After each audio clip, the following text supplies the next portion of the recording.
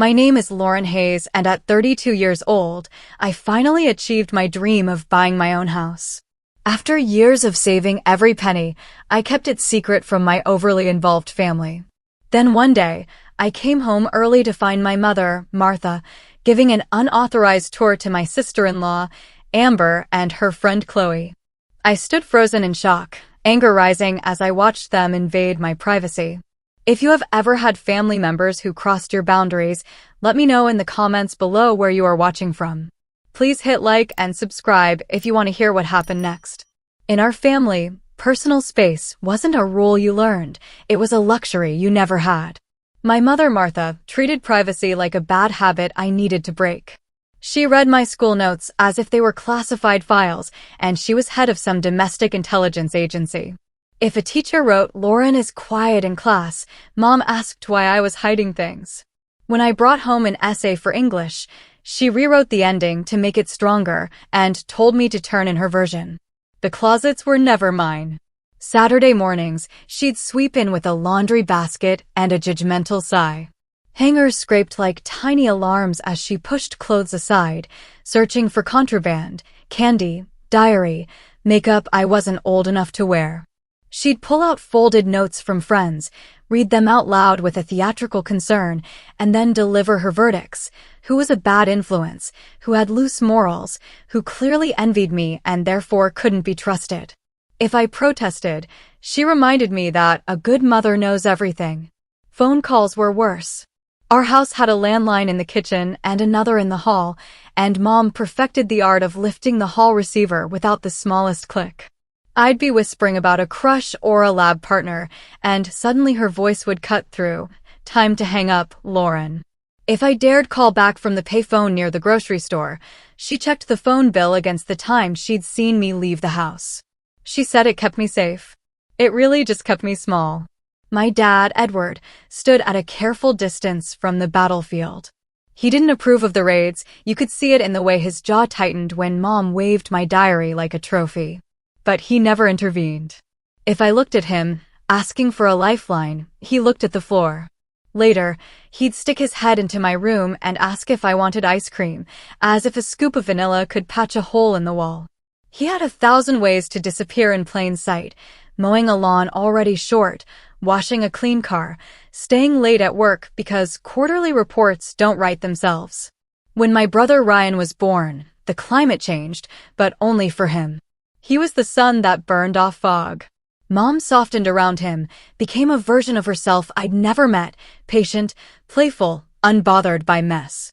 If he forgot homework, she drove it to school with a packed lunch and a note. If I forgot, it was a lesson about responsibility and a lecture at the dinner table. With Ryan, rules were guidelines. With me, they were commandments, etched into stone and checked for fingerprints. I learned the quiet arts kids in controlling homes perfect. I learned to talk in short, harmless sentences, to keep my tone like a sealed envelope.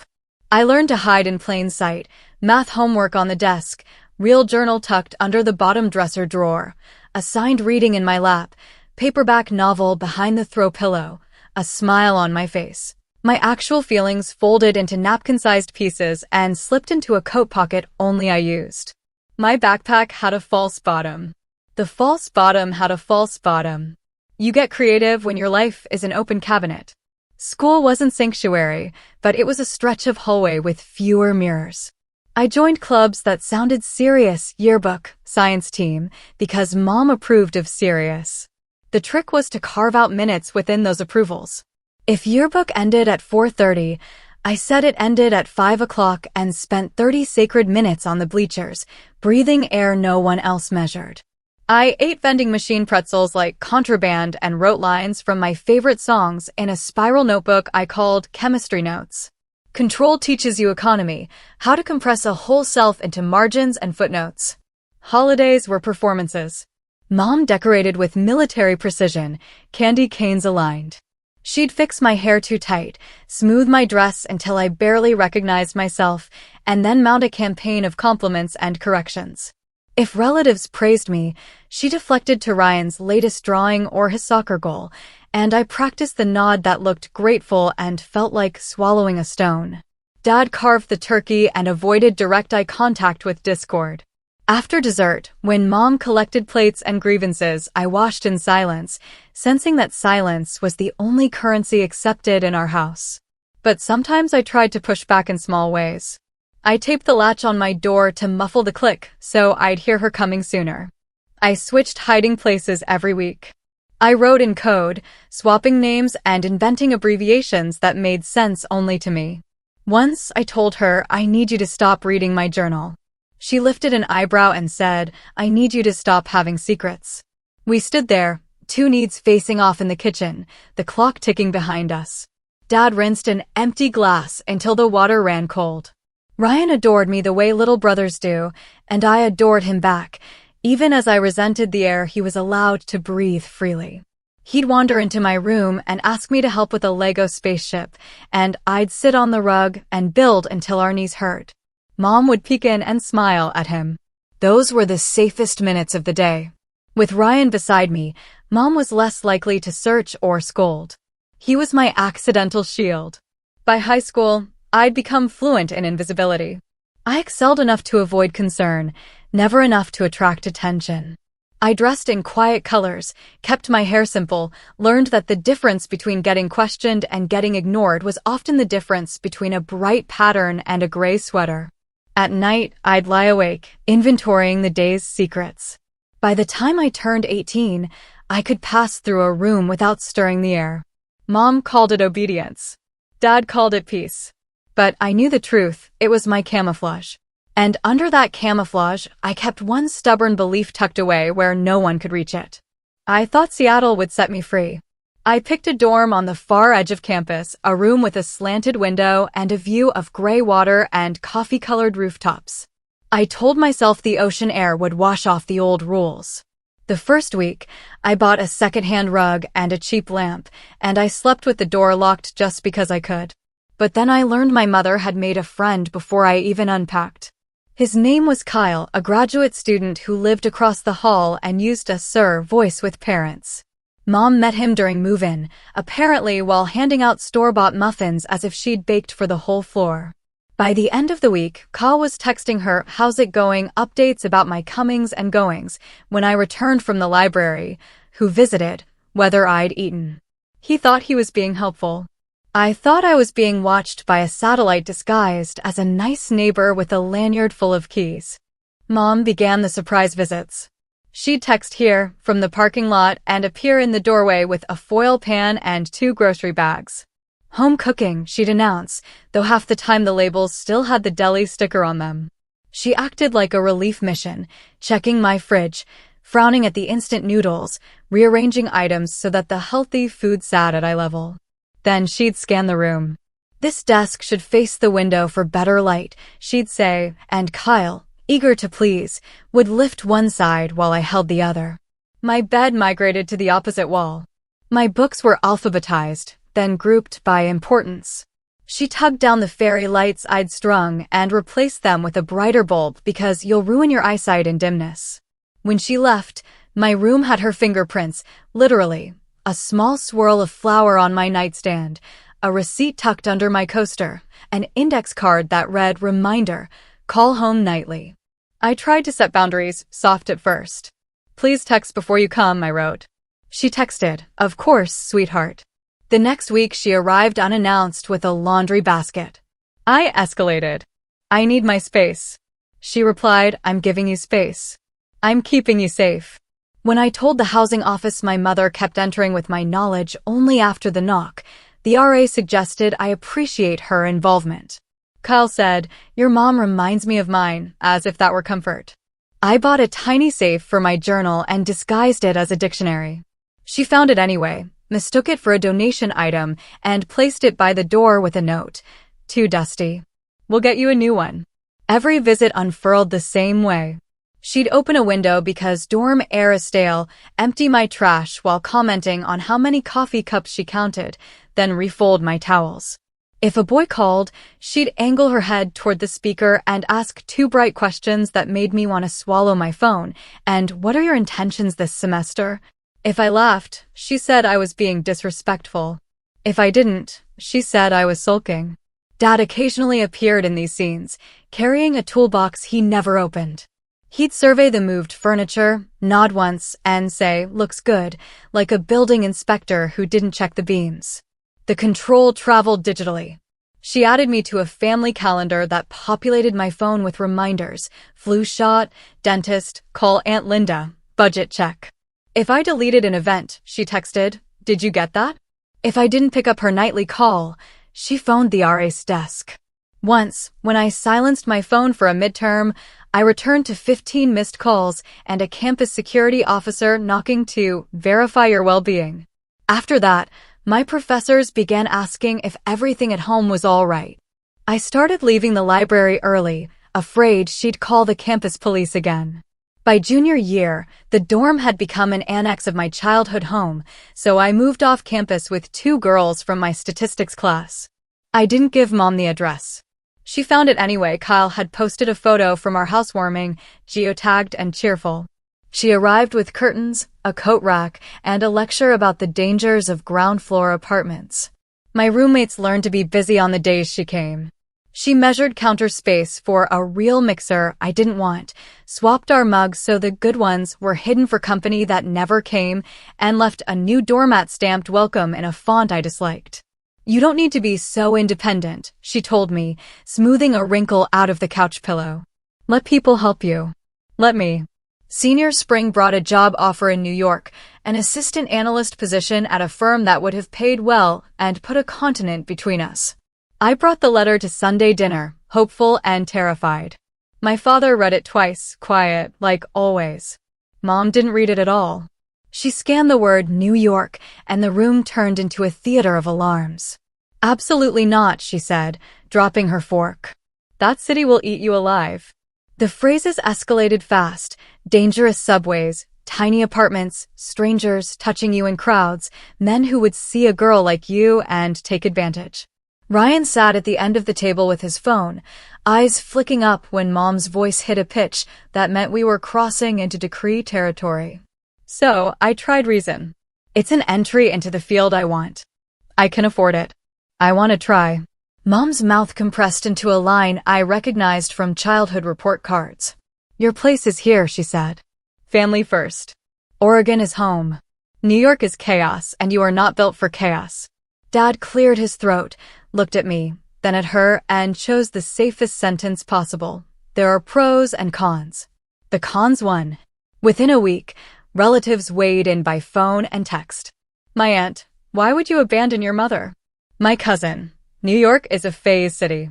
My grandmother: "We didn't raise you to leave." The firm's HR manager called twice to see if I had questions.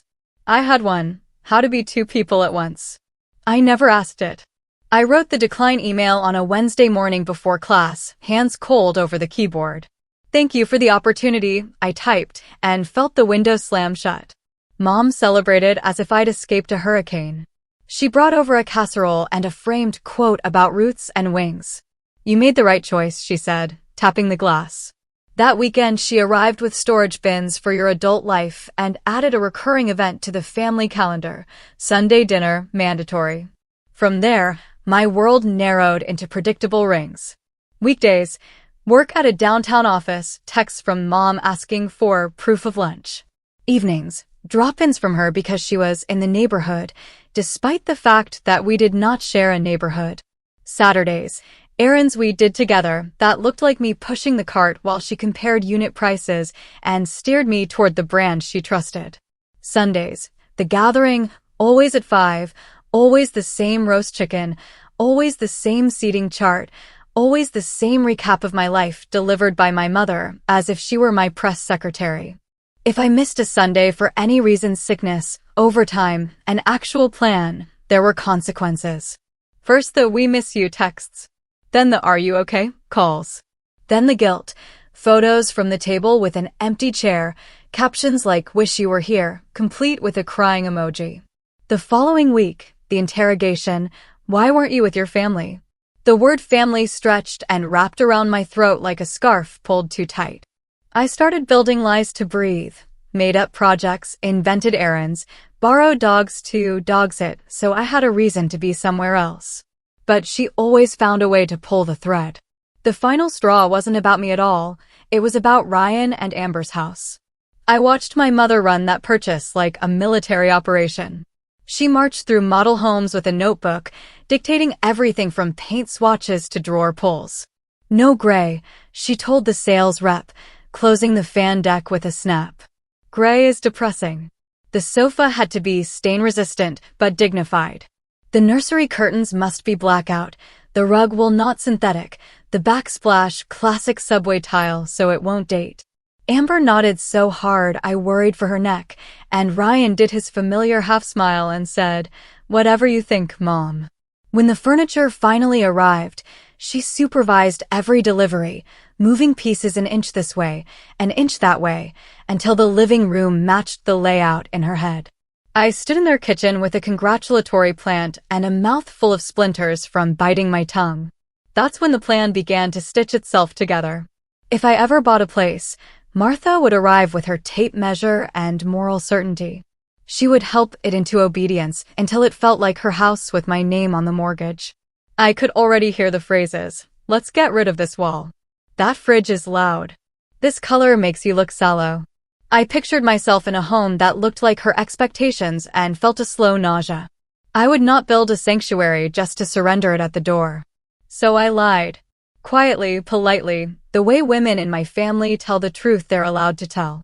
I announced at Sunday dinner that I had enrolled in evening finance classes, personal investing for women, I said, crediting a flyer I'd seen at the library. The words sounded wholesome, unimpeachable, the kind of improvement Martha loved to endorse. "Smart," she said, spearing a carrot. Finally. Dad looked relieved to have a subject that wasn't weather. Ryan clinked his glass and told me to make that money. "It's 2 nights a week," I added, careful to seem apologetic. "There will be homework." My mother nodded grandly, already planning to quiz me. "We'll help you study." 2 nights a week became my cover, then 3, then 4 when I needed them. In reality, I met with agents after office hours, slipping through houses at dusk with a flashlight on my phone and a stack of disclosures in my tote. I learned the language of roofs and foundations, of knob and tube wiring and sewer scopes. I carried a tape measure, wore flat shoes, and asked every question twice. When an agent tried to rush me through a dim basement, I stayed until my eyes adjusted and found the spidering cracks that would have become my regret.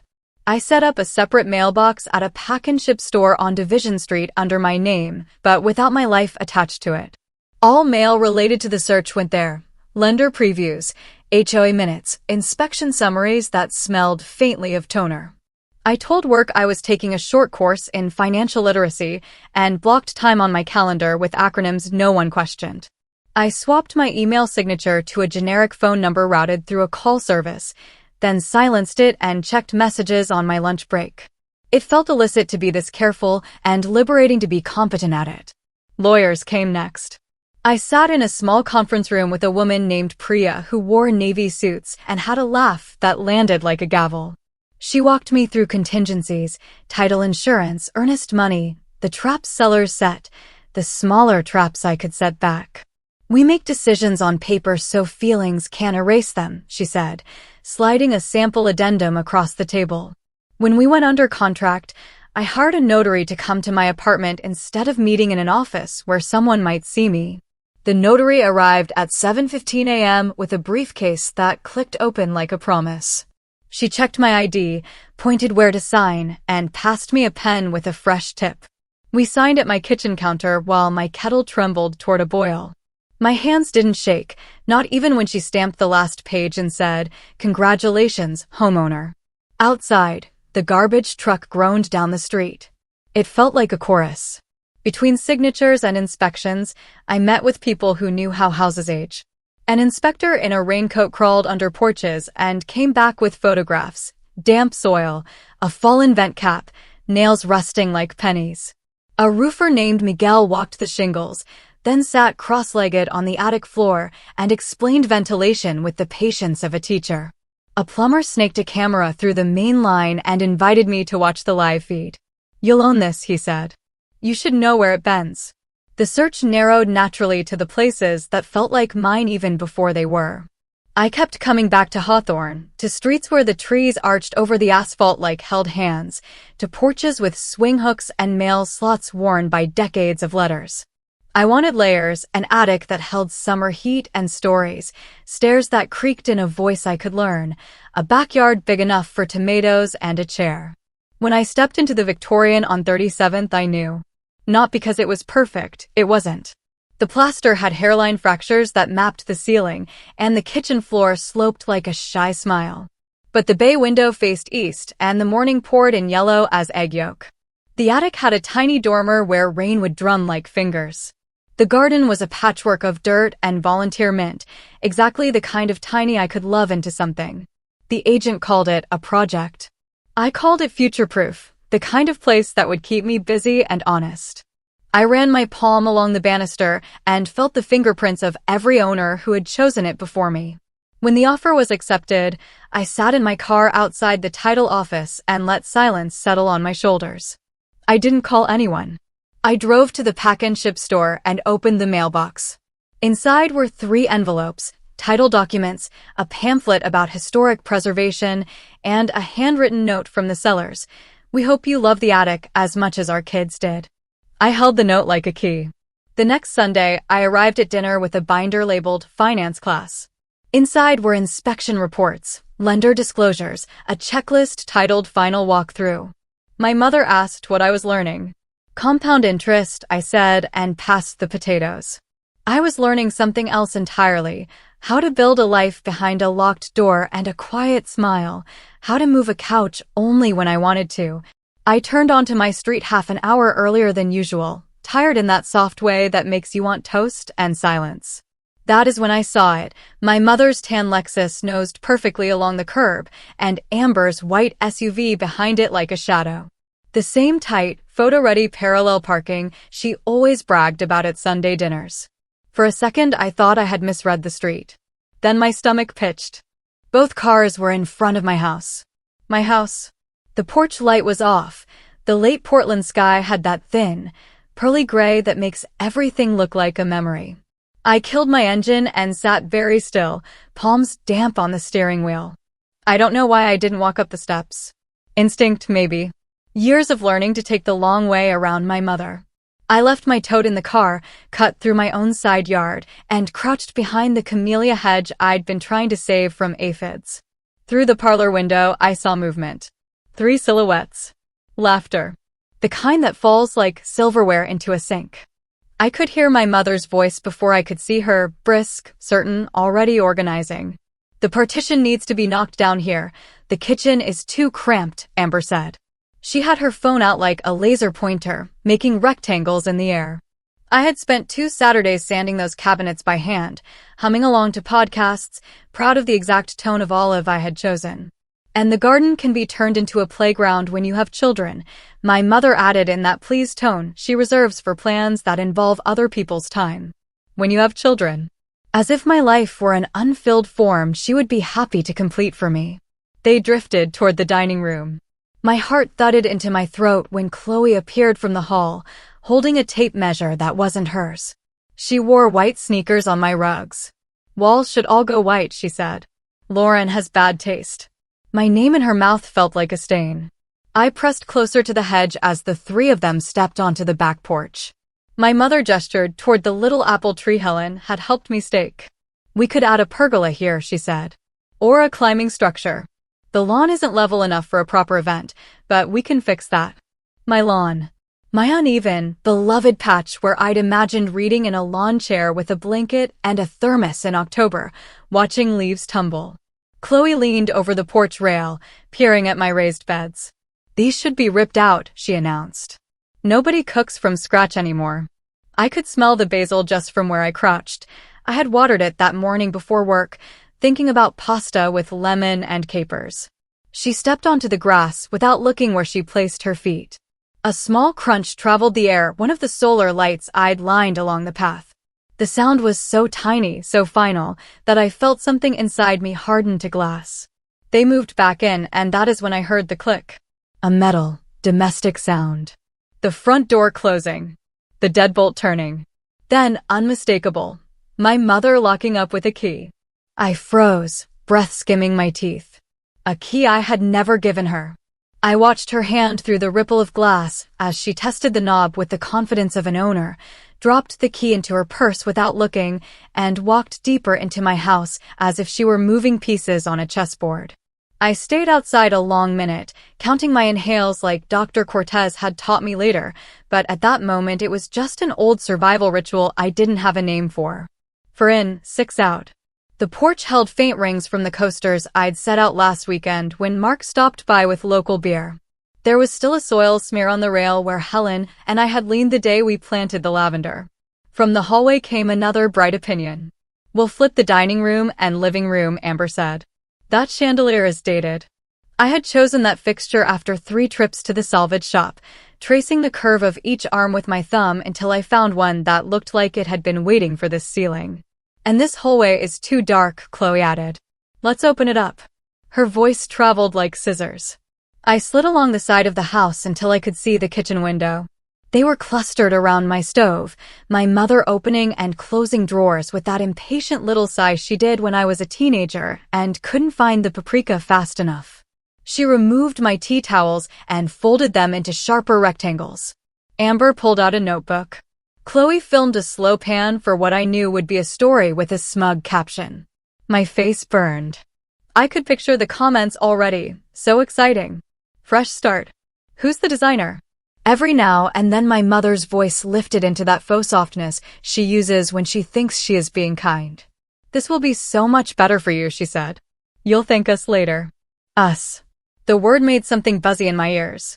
I watched her open the cabinet where I kept the plates, stand on tiptoe the way I do, and then, as if she had been waiting for the moment, climb onto my step stool, the one I bought the first week because the top shelf was an inch too high for me, and begin rearranging. Time warped. I remembered being 14, watching her straighten my sock drawer while telling me I was too sensitive. Inside, Amber measured the wall where I'd hung the thrift store mirror with the foxed edges. "TV goes here," she decided. "Mount it high. Kids can't reach." Kids. Always hypothetical, always a future pressed against me like a form-fitting dress. My chest ached with the old, familiar pressure. When they headed upstairs, I moved to the front steps like a ghost of myself, listening to their footsteps on the wood I had waxed, my stairs learning their names without my permission. Doors opened. Closet lights flicked on. "Put your office here," Chloe said, in my bedroom doorway. "And get rid of the rug. It sheds." My mother's voice drifted down the staircase, satisfied. I knew this house had potential. I could have rung the bell. I could have rattled the handle. Instead, I sat on the bottom step and let the cold from the concrete travel up through my jeans. It steadied me. A bike rolled past, someone's dog barked twice and then went quiet. A neighbor's wind chime carried a shy, deliberate song that didn't belong to any of us. The Hawthorne bus hissed at the corner. Life, indifferent, went on. Inside, a drawer shut with a decisive thud. Another photograph, my mother's hand around a doorknob, rotating without asking, Chloe's laughter, high and thin, Amber's pen scraping paper like a small saw. The scene had the hollow brightness of a real estate tour. A stranger's tour. Of me. At last they came down the stairs, heels neat on the runner. My mother paused at the entry table, the one I'd rescued from a garage sale, and straightened the little dish where I keep my spare keys. The irony was almost funny. She slipped her hand into her purse, touched the metal there, and smiled. "Perfect," she said. "We'll get started soon." Then she turned the lock again, twice, a sound like a period. The door shut. Their laughter slid down the porch and into the late afternoon like ribbon. I didn't follow them to the cars. I watched the Lexus pull away, then the SUV. Only when the street went quiet did I stand, palms marked faintly with leaf dust, and fit my own key into the lock that was no longer mine alone. I stood there on my porch, muscles buzzing, heartbeat steadying into something newly deliberate, and listened to the echo of that borrowed click in my head until it resolved into a clear, solid thought. I can't take it anymore. I didn't sleep. I sat at the kitchen table with my phone and a mug that went cold twice, replaying the click of that duplicate key in my head until it became an alarm. At 7:01 a.m., I called a locksmith. He arrived in a van with a faded logo and the calm voice of someone who enjoys fixing things other people break. I showed him every door. Front, back, the side door to the basement, the garage. All of them, I said. Today. He studied my face, nodded once, and started drilling. The sound was clean and purposeful, not violent at all, like teeth finally meeting an overdue apple. By noon, I held a small ring with 4 new keys and instructions on how the deadbolts like to be turned. I hid one in my desk, one in the potting soil, and one under a piece of blue tape inside a cookbook. At 12:37, my mother called. I let it go to voicemail. She called again, then texted, "Lunch?" "I'm nearby." I replied, "Busy." Another time. 20 minutes later, a crisp knock on the glass. I opened the door just enough. She stepped back, surprised by the chain. "You changed the locks," she said, as if I had shaved my head without permission.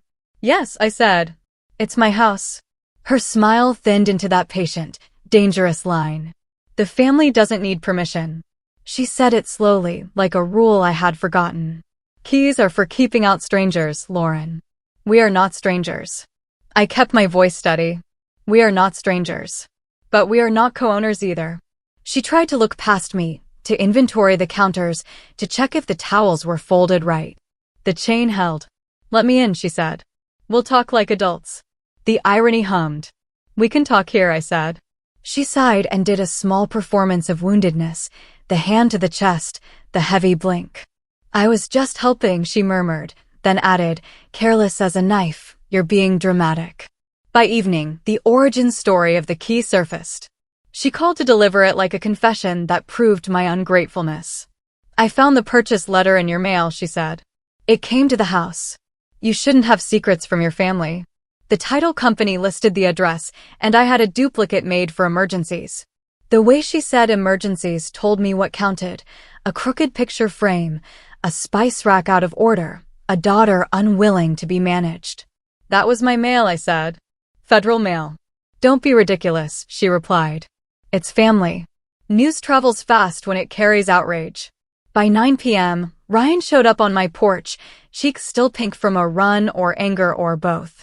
I opened the door and stepped outside. He didn't ask to come in. He took it as a given and tried to move past me.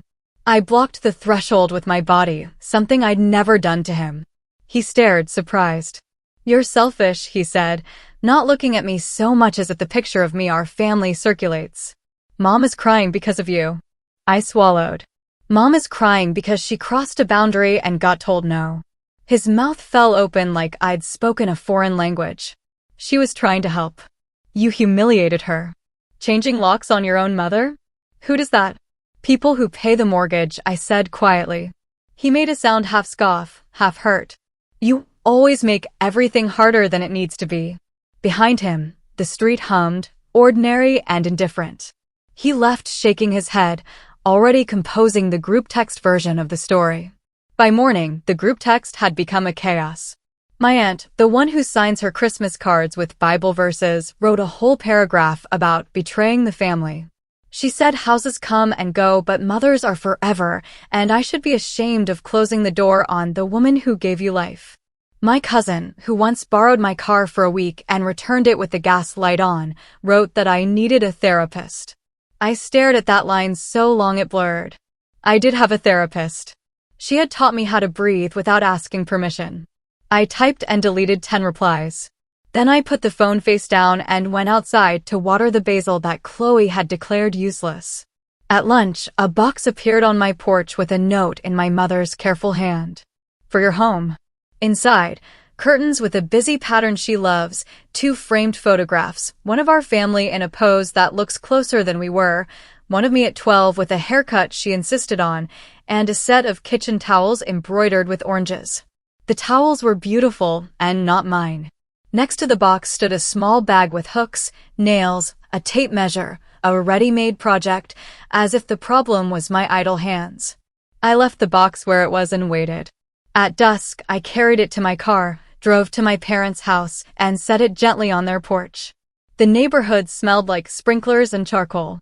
Through the front window, I saw the living room I grew up in, symmetrical pillows, a spotless coffee table, a TV paused on a weather map. I did not knock. I took a photo of the box and sent it to her on WhatsApp with a single message. Thank you, of course, but my house is my decision. I watched the status change from 1 gray check to 2, then to blue. The typing bubble appeared, disappeared, appeared again. Then, we worry because we love you. And after that, another, you're pushing us away. The next days looked like a pressure cooker set too high. Relatives I hadn't heard from in months resurfaced with opinions wrapped as advice. A great-uncle texted a story about how his mother kept a key to his first apartment, and it saved me when I locked myself out, followed by a winking emoji. My grandmother left a voicemail about the dangers of isolation. A neighbor of my parents sent a Facebook message about honoring elders. It was like I had accidentally subscribed to a channel called Return the Key. My phone filled with sentences that tried to make me smaller, selfish, ungrateful, difficult, dramatic, hysterical, a word I thought had died with corsets. There were offers disguised as kindness. Let your mother help with the decor, my aunt wrote. She has such good taste. There were threats disguised as prophecies. You'll regret this when you need us. There were bargains. Give her a copy and set rules. Rules had never protected me, but locks might. I replied to almost none of it. When I did, I stuck to one line, my house is my decision. It wasn't a slogan, it was a boundary carved into a sentence. The first time I wrote it, my hands shook. By the 5th, my pulse was calm. But my mother did not stop with the box. 2 days later, I found a pair of neutral throw pillows on the porch, then a mason jar of peonies, then a photo album newly curated to remind me of what I supposedly owed. I returned each one with the same routine, car, porch, WhatsApp. When Ryan texted a third time, just apologize. She's miserable. I typed back, I'm not responsible for her feelings about my boundaries. He sent 3 dots that went on for a full minute, and then nothing at all. I stood in my kitchen, the house quiet except for the fridge humming, and let that nothing settle. It wasn't peace yet, but it was the absence of someone else's story taking up all the air. The first thing I bought after the locksmith left wasn't a throw blanket or a set of wine glasses. It was security. 2 motion-activated spotlights for the backyard and a set of small cameras that tucked neatly under the eaves. I spent a Saturday afternoon on a ladder with a screwdriver between my teeth, reading the diagrams twice before drilling holes. When the app chirped device online, something loosened in me. The house no longer felt like a stage anyone could wander onto and start rearranging. At dusk, I tested the lights, white arcs washing over the garden beds, and laughed, a quick, surprise sound. It felt like the house was clearing its throat and announcing, occupied. With the hardware in place, I went to work on the software inside me. I made a first appointment with a therapist whose name I found in a quiet corner of my provider's website, Dr. Lisa Cortez. Her office smelled faintly of eucalyptus and old books, and she kept tissues in a wooden box that didn't try to be cute. The first session I talked too fast, apologizing between sentences as if I were monopolizing air. She let me finish and then said, evenly, like a stone dropped into a still pond, your guilt is a tool of control. You were right to change the locks. I felt my shoulders drop an inch. In the second session, she circled the word right and asked me where in my body I felt it. Shoulder blades, I said. By the 4th, I could breathe down into my ribs. We built small practices. I learned to name what was happening instead of debating whether I was overreacting. Meanwhile, my house pulled people toward me who didn't want to manage anything. Helen next door introduced herself by bringing over a jar of compost tea and the kind of smile that reaches the eyes. Retired after 30 years of teaching 2nd grade, she had a gardener's patience and a teacher's knack for seeing strengths before mistakes. That soil needs loosening, she said gently, squatting by my tomato bed. We spent Sunday mornings with mugs of coffee, fingers in dirt, talking about perennials and childhood. She taught me how to stake dahlias with twine that doesn't cut into stems and showed me where the wind always snuck through the fence. When the first nasturtiums flared open, she clapped like a kid at recess. You did that, she said, leaving the we out on purpose so I'd hear it. At work, Mark from accounting started stopping by my desk on Fridays with 2 tickets and a hopeful grin. Pick up baseball, nothing fancy, he'd say, or timbers if you can stand the chanting. The first time I almost said no out of habit. The second, I said yes and meant it. Sitting in plastic seats under cheap stadium lights, I felt my life widen. We'd split garlic fries and yell at bad calls, then walk back to our cars with the kind of companionable silence that asks for nothing. Mark never tried to fix my stories. He listened and then said, "Want a soda?" It was, I realized, its own kind of love, attention without agenda. Sophie, my real estate agent, drifted into friend territory like it was the most natural migration in the world. She'd check in to ask how the roof held up during the last storm and end up staying for tea. We swapped contractor tips and, eventually, histories. She told me about the first house she ever sold and the first one that broke her heart when the financing fell through. I told her about the letter I wrote the sellers and the attic that felt like a secret treehouse. She texted me photos of houseplants with "Do we trust this pot hose?" and I sent her pictures of my paint-splattered overalls. The day I fixed a sticky window by sanding the sill myself, she replied with a row of trophy emojis like I'd won a small, sensible Olympics. Between therapy on Tuesdays, garden mornings with Helen, and Friday games with Mark, my weeks found a new rhythm that had nothing to do with appeasement. The cameras sent their quiet, motion-detected alerts, and for once, motion meant deer at dawn or a neighbor's cat, not invasion, not reckoning. I slept deeper. I started making a habit of reading on the porch after dinner, a blanket over my knees, the spotlights off so the moths could have the night. Sometimes Helen waved from her own steps, sometimes a jogger's earbuds glowed like tiny lighthouses. My phone, face down on the table, buzzed less. I answered less. At work, the shift was small and seismic. I stopped prefacing every idea with "this might be stupid," and let the idea stand in its own shoes. When my manager tried to assign me a fourth project, "Because you're so reliable," I said, "I can do 3 well or 4 poorly. Your call." He blinked, then chose 3. In meetings, when someone tried to hand me the note-taking, "Because your handwriting is nice," I smiled and slid the notepad to the middle of the table. "Shared doc is open," I said. The world did not end. In fact, it tilted slightly in my favor. In relationships, I practiced the same muscle. When a date teased, "You're so independent, do you even need anyone?" I heard the old hook under the joke and said, "I need mutual respect. If that's not your speed, that's okay." He laughed, then faltered, then admitted it probably wasn't. We finished our coffees without pretending. It felt like clearing a drawer that had been stuck for years. All happened on a windless Sunday, months after the locks and the WhatsApp messages and the long, deep breaths I'd learned in therapy. I was pruning the spent blooms off the lavender when I noticed Ryan standing at the gate, hands jammed in his sweatshirt pockets, looking smaller than I had ever seen him. He didn't ring the bell. He didn't stride up with a grievance. He just waited, like he wasn't sure he was allowed to be there. "Hey," he said when I opened the gate. "Hey." I wiped my palms on my jeans. The new cameras blinked their red freckles and then went quiet again. He stared at the lavender like it held an answer. "Can we talk?" I nodded and led him to the porch. He didn't sit until I did. For a while we listened to the street, the distant scrape of a skateboard, a car door, someone laughing 3 houses down. Then he folded in half, elbows on knees, and said in a voice I recognized from a long time ago, when we were both smaller and asked for the nightlight, "I'm sorry." The words didn't come with a speech, only a slow exhale. He stared at the boards as if they were a ledger he had to balance. "I took Mom's side because taking Mom's side is how we've always survived," he said. "I told myself you were overreacting. I told myself it was about a key. It wasn't." "What happened?"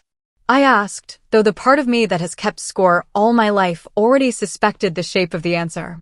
"Amber kept a journal," he said. "Not even every day. Just thoughts, worries about work, about the baby we might try for next spring, about us when we fight over nothing." She left it in her nightstand. Last week, we came home from the grocery store and found Mom at the kitchen table with it open. Reading. She had a Post-it stuck on a page like she was saving her place. His voice cracked then. He swallowed and didn't try to hide it. She said she was concerned. That Amber seemed overwhelmed. That she needed to intervene for the good of the marriage. My breath pulled tight. A film reel I knew too well stuttered to life, my own pages under fluorescent kitchen light, the way shame pulled in your throat and kept you quiet so someone else could call it love. What did you do? I asked. At first, he winced. I froze. I did that thing where I try to make peace with a joke. I said, Mom, that's private, like I was telling a kid not to touch the stovetop. And then Amber, he shook his head. Amber took the journal back. She looked at me like she didn't know me, then at Mom like she'd been expecting this all along. She said, very calmly, either the locks get changed today and we set new rules, or I start packing. I won't live like this. He finally looked up. She meant it, Lauren. She started calling a locksmith before I could answer. I waited for anger in his eyes, or defensiveness, or that old tilt of the chin that meant he had chosen a side. It wasn't there. He just looked tired in a way I recognized. He rubbed his forehead with the heel of his hand. Later, after the locksmith left, Amber told me she wasn't going to be the next person Mom managed until there was nothing of her left. She said if I couldn't see it, we should consider counseling or, he took a breath that wavered, or a break. The porch quieted around us. A sparrow hopped along the fence and found nothing worth keeping. I thought you'd be furious at me, I said. I was, he admitted. For exactly 7 minutes. Then I saw the second set of keys on the hook by the door and my stomach flipped because I didn't know when we decided to make a copy for Mom. I had this sudden, ugly memory of standing in your hallway telling you were selfish. And I heard myself. Really heard myself.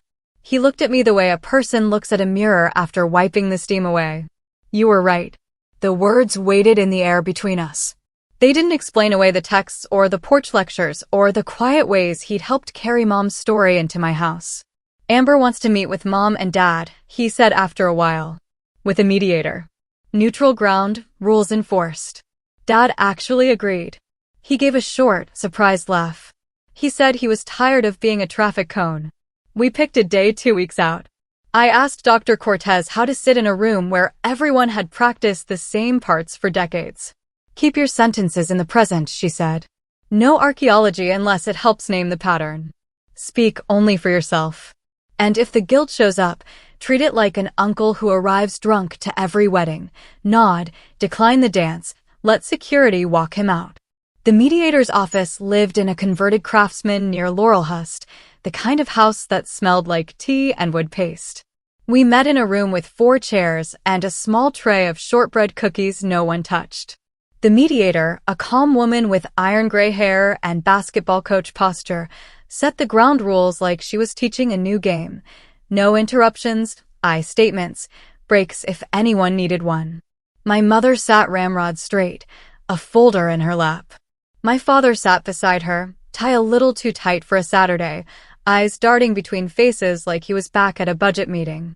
Ryan and Amber sat together, hands red from holding on. I went first because the mediator asked who wanted to. I told the story like a map, no flourishes, the key, the tour, the locks. When you entered my home without permission, I said, I felt unsafe in a way that didn't end when you left. I changed the locks to feel safe again. I need you to never come over without an invitation. I watched my mother's face the way you scan the horizon for weather. She opened her folder. Lists. Photos. An invoice from a curtain shop. We were trying to help, she began. The mediator raised a hand. That's not an I statement.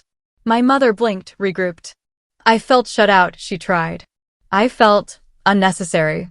She paused, as if the word tasted strange. I was afraid my daughter would make mistakes alone. Amber's voice came, low and even. I felt violated when you read my journal. The room seemed to condense, all the air moving to that single sentence. I need my home to be private. I need our marriage to be ours. She squeezed Ryan's fingers under the table. He said, I need to stop choosing the easy piece that hurts everyone later. Then my father did something I will remember forever. He leaned forward, elbows on his knees, and found my eyes. You need to listen to Lauren, he said to my mother, to all of us, to himself. Not a shrug. Not a middle-of-the-road summary. A clear, Declarative sentence that landed and stayed. Silence worked through us like a tide changing its mind. My mother's mouth opened and closed around arguments that had served her for years. None of them found air. She looked down at her folder, then at the mediator, then at me. When she finally spoke, her voice didn't have the varnish I'd grown up with. "I was wrong," she said. I didn't trust the sentence at first. I turned it over like you turn over a stone to make sure it isn't a beetle. The mediator nodded once and wrote something down. My mother kept going. "I thought involvement was love," she said. "I thought if I kept you close, nothing bad would happen." She winced at her own words, then didn't take them back. "I am sorry." No one reached for the cookies. We sat there with the rawness, and it didn't kill us. We wrote the rules as if they were the foundation of something we wanted to build. It felt like signing a treaty with a country you'd both been occupying without permission. When the session ended, we stood and didn't know what to do with our hands. My mother tried to hug me and then stopped halfway, an awkward semaphore of a new language. "May I?" she asked. "Not today," I said, and smiled as kindly as I could. It was the first time either of us had asked permission for anything and meant it. Outside, the air felt rinsed. Amber tucked her journal tighter under her arm like a talisman. Ryan hugged me in a quick, careful way men do when they're unlearning something. "Pizza?" he asked, hopeful and terrified. "Another time," I said, but I didn't mean never. On the drive home, I didn't rehearse comebacks or explanations. I didn't draft a summary for the group text. The house greeted me with its ordinary creaks, the cameras with their quiet, red patience. I hung my keys on the hook by the door and noticed how light they felt. No grandmother's spare. No, just in case copy for the family that swore it wasn't a family unless it had access. I poured water into the vase on the table and turned the list of rules over in my head. They weren't magic. They wouldn't erase the years. But they were a door I could close and open on purpose. A year has passed, measured not just in seasons, but in smaller units I never used to count. Quiet dinners without my phone facing up, mornings when the house makes that soft settling sound and I don't flinch, Sundays that arrive without a knot in my stomach. The cameras have become background stars. The spotlights click on for raccoons and rain, not for unwanted tours. I still keep the locksmith's card, but more out of ritual than fear. Our relationships didn't transform overnight. They learned to walk again. Cautious but honest is the best phrase for it, like we're all driving slower through a neighborhood we used to speed through. My mother writes first now. The messages are short and careful. "Can I come over?" she asks, and every time I read those 4 words, something old in me loosens. When I say yes, she arrives with a single bag, usually fruit or a book she thinks I'll like, and she waits on the porch until I open the door. The first few visits were stiff. She perched on the edge of the couch and kept complimenting the same plant. We learned a new rhythm. She asks where to put her coat. She asks before opening a cabinet. Sometimes she looks toward the bedroom hallway and then looks back at me, remembering. When she leaves, she texts, "Thank you for having me," and I answer truthfully, "Thank you for asking." My dad started calling directly, which is to say he started showing up as himself. He'll ring in the late afternoon on his drive home and say, "Got 10 minutes?" Then we talk about normal things, how the Timbers are doing, the bakery that changed owners, the squeak in his truck door he's determined to fix without paying a mechanic. At some point he said, out of nowhere, "I'm trying to be braver about saying what I think." He paused, like he was testing the bridge he'd just stepped onto. "You were right to ask me to try." Ryan and I learned what it means to talk without the family script. We meet for coffee on neutral ground, and he tells me the truth before the weather. Therapy is hard. He and Amber fight, and then repair instead of smoothing over. He misses the simplicity of being the hero and is relieved not to need that costume anymore. I tell him about the promotion I accepted only after setting limits, about the fence Helen, and I finally put up along the back where wind sneaks in, about the quiet I'm protecting. He apologizes again sometimes, in small, clumsy ways that feel real. "I didn't see you," he said once, staring into his mug. "I'm trying to now." And then he proved it by stopping when I said, "Let's not talk about Mom's group chat today." Amber apologized too, for the wall-white comment and for being part of the tour I call the invasion. She didn't layer excuses on top. She just said, "I'm sorry." I see it now. Then she surprised me with an offer to start over. She asked me for paint advice for their guest room and then did exactly what she wanted, laughing about it as she sent photos. I asked because I wanted your eye, she texted, not your permission. And I know you understand that. We sat on my porch in September with tea and a plate of Helen's shortbread, talking about work, about how hard it is to choose yourself when choosing yourself looks like disobedience. The conversation didn't ask me to be smaller. I didn't ask her to nod harder. It felt like a new floor laid straight over joists that finally run true. My house, once the battleground, has become the neutral ground where my life happens on my terms. It is a refuge in the plainest sense. I wake to light moving across the bay window like an honest clock. Host people who ask first and mean it, Helen with a pie, Mark with game tickets and a grin, Sophie with a friend who needs a good electrician and stories about rooflines. Sometimes my mother sits at the table and listens without evaluating, and sometimes she doesn't come, and both outcomes are okay. When I water the garden in the evening, the spotlights stay off unless I ask them on. A year ago, I thought freedom would feel loud. Turns out it's quiet. It's the buzz of a phone you're free to ignore. It's a mother asking if she may visit, a father saying the braver thing, a brother learning a new language and using it even when his voice shakes. Sometimes I still walk through the rooms at night, barefoot, with only the dim glow of the streetlight through the curtains, and I feel a quiet pride I never knew before. The battles, the tears, the ugly words, they were all real. But so was the victory. For once, I hadn't given in. I hadn't bent to guilt or threats. I had drawn a line, and it held. This house, which began as my secret escape, has turned into a symbol. A symbol of the lesson I wish I had learned earlier. Personal boundaries are not cruelty. They are self-respect.